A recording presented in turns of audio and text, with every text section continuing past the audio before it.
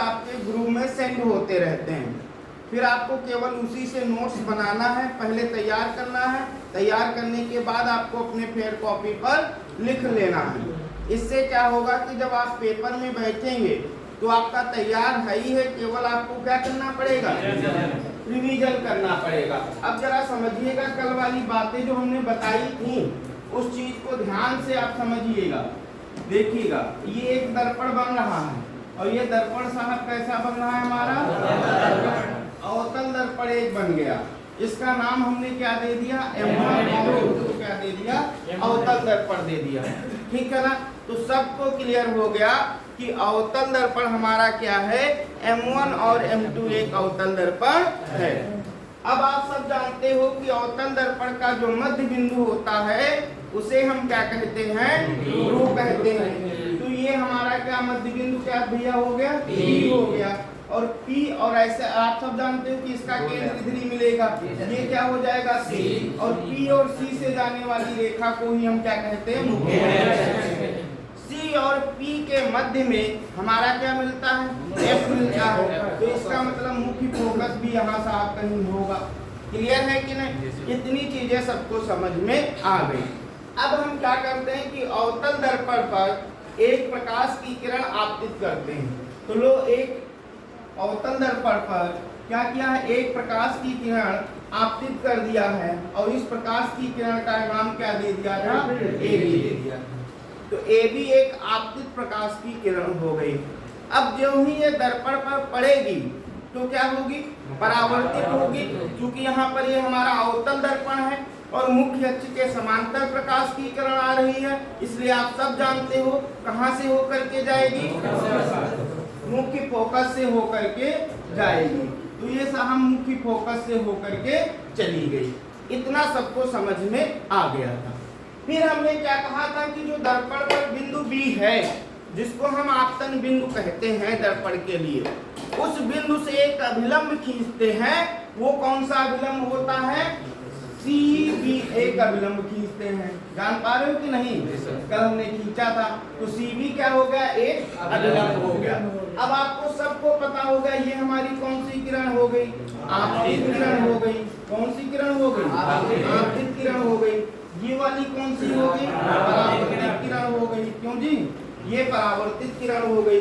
इसको हम क्या कहने लगेंगे, अभिलंब कहने लगेंगे। और आप सब जानते हो कि आपतित किरण और अभिलंब के बीच जो कोण बनता है उसे हम क्या कहते हैं, I कहते हैं। और I बराबर हमने मान लिया कि ठीक है ना।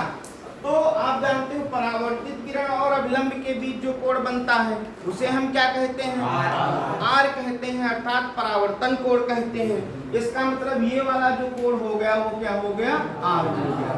अब आपको बताए थे कि ये देखो एक AB रेखा है, ठीक है ना, और उसके समांतर ये रेखा है। इसको एक ऐसी रेखा काट रही है जिसको हम CB के रूप में देख रहे हैं। CB हमारी क्या है, अभिलंब है। परंतु आप जानते हो कि जब दो समांतर रेखाओं को एक तिर्यक रेखा काटती है तो जो कोण बनता है उसे हम क्या कहते हैं, एकांतर कोण कहते हैं। दो समांतर रेखाओं को एक तिर्यक रेखा अगर काटे तो बने कोण कैसे होते हैं, एकांतर कोण होते हैं। और एकांतर कोण आपस में बराबर होते हैं। ठीक है ना। दो समांतर रेखाएं को एक तिर्यक रेखा जब काटेगी तो कैसे कोण बनते हैं, एकांतर कोण बनते हैं। और एकांतर कोण आपस में बराबर होते हैं। तो बहुत सुंदर। तो ये अगर साहब I था तो ये भी क्या हो जाएगा, I। अगर इसको थीटा मानिए तो ये भी क्या हो जाएगा, थीटा हो जाएगा। तो हम चाहे I लिख लें चाहे थीटा लिख लें, कोई कंफ्यूजन होने वाली बात नहीं है। तो यहाँ पर हमने इसको क्या कर लिया, थीटा लिख लिया। क्लियर है कि नहीं। अब जरा ध्यान दीजिएगा, इस पूरे वाले को देखो। अगर हम कहें I प्लस R तो ये वाला कोण कितना हो जाएगा, क्यों, क्योंकि अब देखो ये तिर्यक रेखा काटी है, इसमें अब कौन सी तिर्यक रेखा काट रही है, ये तो आपका R हो गया। ये CF तिर्यक रेखा काट रही, तो टोटल कोण कितना हो जाएगा, I प्लस R तो होगा, और I प्लस R जो होगा वो कितना है, ये भी थीटा है, ये भी थीटा है, ये कितना हो जाएगा, थीटा। इसका मतलब ये जो हो जाएगा वो कितना हो जाएगा, थीटा। और एक चीज और बताए थे हम कि अगर, तो ये चीज आप सबको समझ में आ गई है। अब जरा ध्यान दीजिएगा, इस पर अगर हम अभिलंब खींच दें, ठीक है, लंब बिंदु B से मुख्य अक्ष पर खींचा गया लंब क्या हमने कह दिया, MB कह दिया, और ये इस नाते कितना हो जाएगा, 90 डिग्री हो जाएगा। M बिंदु जो है वो दर्पण के ध्रुव के बिल्कुल सन्निकट है, और सन्निकट होने के कारण हम उस डिस्टेंस को निग्लेक्ट कर लेंगे, जो हमारी चाहे CM हो चाहे FM हो, दोनों किसके बराबर होंगी, P के लगभग बराबर हो जाएंगी। उस नाते हम लिख सकते हैं कि CM लगभग बराबर किसके, CP के, और FM लगभग बराबर हो जाएगी FP के। इतना सब लोगों को समझ में आ गया है। अब जरा समझ लेते हैं कि आगे कैसे काम चलने वाला। अच्छा, एक चीज और हमने बताई थी, अगर इस पर लंब डाल दोगे तो ये कितना हो जाएगा, 90 डिग्री हो जाएगा। फिर ये अगर आप त्रिभुज ले लोगे तो आप ये थीटा है और ये भी कोण थीटा है, किसी त्रिभुज के बहिष्ठ कोण जो होता है अंतःभिमुख कोण के योग के बराबर होता है, उस नाते ये कितना हो जाएगा, 2 थीटा हो जाएगा। क्लियर हुआ कि नहीं? अच्छा, अब जरा आगे समझते हैं क्या करना है। इतनी चीजें सबको समझ में आ गई हैं।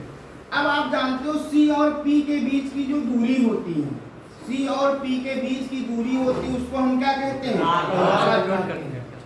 ठीक है ना। F और P के बीच की जो दूरी होती है उसको हम क्या कहते हैं, F कहते हैं, स्मॉल f कहते हैं। क्लियर है कि नहीं? अब हमने बताया था कि जितना पहले आप चित्र बनाएंगे, प्रूफ वाले में क्या करेंगे, सबसे पहले चित्र बनाएंगे, और चित्र बनाने के बाद क्या करेंगे, जितना आपको चित्र में दिखेगा उतना ही आपको लिखना है। क्यों? क्योंकि आपके पास 3 घंटे का पेपर होगा, क्यों, और पता लगा पूरा अगर आप किताब का लिखोगे तो पता लगा एक ही प्रूफ करते रह जाओगे। इसलिए आपको बिल्कुल सिलेक्टेड थ्योरी लिखनी है और प्रूफ करना है। क्लियर है कि नहीं? अब जरा समझते हैं, माना M1 M2 एक क्या है, अवतल दर्पण है। थ्योरी को हम सब समझ लेते हैं। माना M1 M2 एक अवतल दर्पण है जिसका ध्रुव P मुख्य फोकस है तथा वक्रता केंद्र C है। ठीक है, वक्रता त्रिज्या R तथा फोकस दूरी F है। दर्पण के बिंदु B से डाला गया दर्पण के बिंदु B से मुख्य अक्ष पर डाला गया लंब क्या है, MB। ठीक है ना। आपतन कोण I तथा परावर्तन कोण R। इतना केवल आपको थ्योरी में लिखना है। क्या लिखोगे, माना M1 M2 एक अवतल दर्पण है जिसका ध्रुव P मुख्य फोकस है तथा वक्रता केंद्र C है। दर्पण के बिंदु B से मुख्य अक्ष पर डाला गया लंब क्या है, MB है।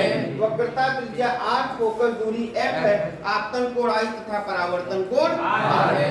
इतना अगर आप कर लेते हो तो प्रूफ आपका आराम से हो जाएगा। समझिए, हम अगर इस वाले पूरे फिगर को देखेंगे तो इस फिगर को देखने के बाद पता चलता है कि इस बड़े वाले त्रिभुज में एक और छोटा त्रिभुज हो गया है। अगर हम अलग से खींच लें साहब तो इस तरीके से कुछ बनेगा।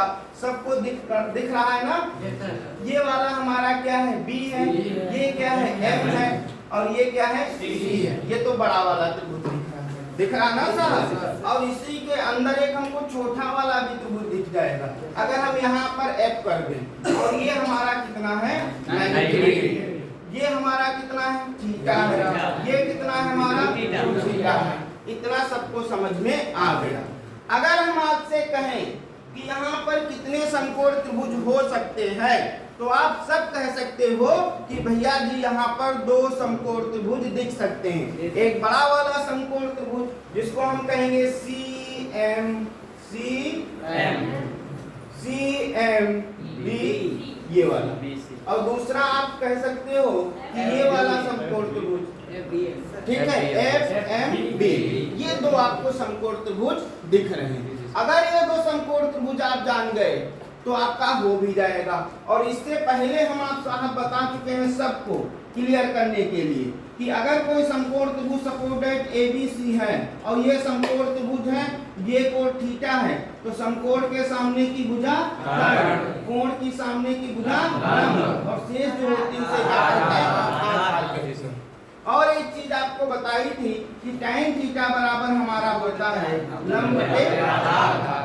तो अगर आपको ये पता हो गया कि tan थीटा बराबर लंब बटे आधार होता है और समकोण त्रिभुज में कौन सी भुजा लंब है, कौन सी भुजा आधार है, कौन सी भुजा कर्ण है, अगर ये आप जान गए तो आप इसको प्रूव कर ले जाओगे।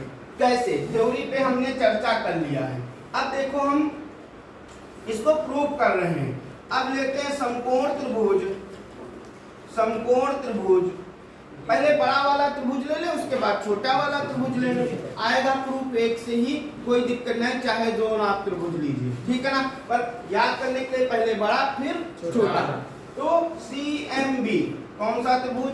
CMB में समकोण त्रिभुज CMB में। अब देखो लगाएंगे tan थीटा। tan थीटा बराबर होता है लंब बटे आधार। इस वाले के लिए लंब क्या हो गया? MB। जान पा रहे हो कि नहीं? ये थोड़ी देर के लिए वाला भूल जाओ, तो इसके लिए यही तो हो जाएगा लंब। और लंब क्या हो गया? MB। और आधार क्या हो जाएगा? CM। क्यों जी?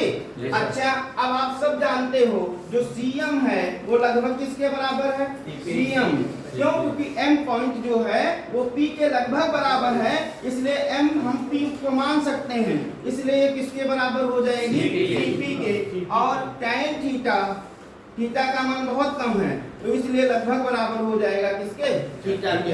तो उस नाते हम लिख सकते हैं theta is equal to MB upon CP, समीकरण 1। सब लोग इस चीज से सहमत होंगे, समझ में भी आया होगा। अब देख लेते हैं दूसरा समकोण त्रिभुज। समकोण त्रिभुज, दूसरा समकोण त्रिभुज क्या दिख रहा? FMB।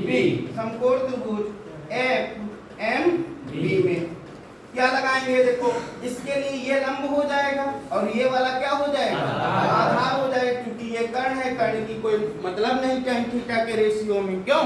तो क्या हो जाएगा? देखो यहाँ पर क्या कोण कितना है? tan theta. थीटा यहाँ पर कितना है? 2 थीटा है, तो हो जाएगा tan 2 थीटा इक्वल टू लंब बटे आधार। लंब कितना हो गया? MB हो गया, अपना अपान आधार कितना हो गया? FM हो गया। अब यहाँ पर फिर आपको लिख लेना है जो FM है वो लगभग किसके बराबर है? FP के बराबर है, क्योंकि M वाला पॉइंट लगभग P के बराबर है। जैसे हमने उदाहरण पे लिया था, कहा था बताओ किसके पड़ोस में खड़े हैं, या हम कहाँ पर खड़े हैं, तो आप कहोगे डैश के पड़ोस में, परंतु इतनी क्या है डिस्टेंस है, ये बहुत कम डिस्टेंस है, इसलिए इसको हम क्या कर लेते हैं? निग्लेक्ट कर लेते हैं। अब इसको समझ गए। और क्या? tan थीटा जो होगा tan 2 थीटा लगभग बराबर किसके हो जाएगा? 2 थीटा के हो जाएगा। क्यों जी? अच्छा, अब जरा समझिएगा आगे हम, ठीक। अब देखो क्या हो जाएगा, ये हो जाएगा कि 2 थीटा इज इक्वल टू क्या हो जाएगा? MB अपान FP, समीकरण 2। लिख दीजिए समीकरण 1/2 से, समीकरण 1/2।